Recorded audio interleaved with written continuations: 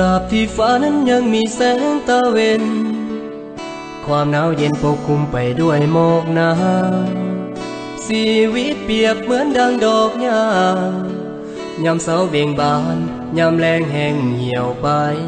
หยดน้ำค้างเมื่อสว่างก็จางลาการเวลาผ่านมาแล้วผ่านไปความรักที่ยังบ่สดใสจะผ่านพ้นไปเมื่อสองใจเฮาศรัทธาพออายบ่แม่นพาอินเป็นคนติดดินมีฮักมีสังดังคนทั่วไปก็ได้แต่หวังว่าน้องนั้นสิเข้าใจบ่ได้หวังกำไรสิยอกลิ้นกินแล้วแซวนี้อ้ายยังหวังฮักจริงและห่วงหาปรารถนาเพียงน้องคนนี้ทานน้ำเขาว่าเป็นเศรษฐีอ้ายนี่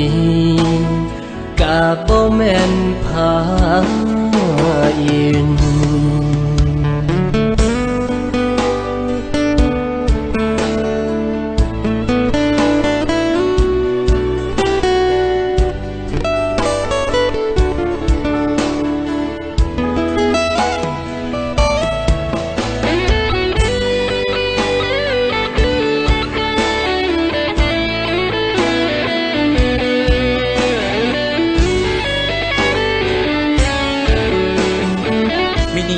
ข่อยต้นนะเจ้าบุจือข่อยหวา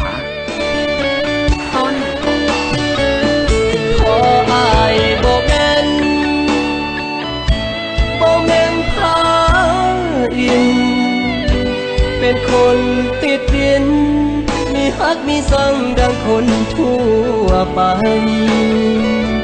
ก็ได้แต่หวังว่าน้องนั้นสิเข้าใจบ่ได้หวังเจ้าบ่มีมินิข่อยก็ฮักเจ้าบ่ได้สิยอกลิ้นกินแล้วแซวนี้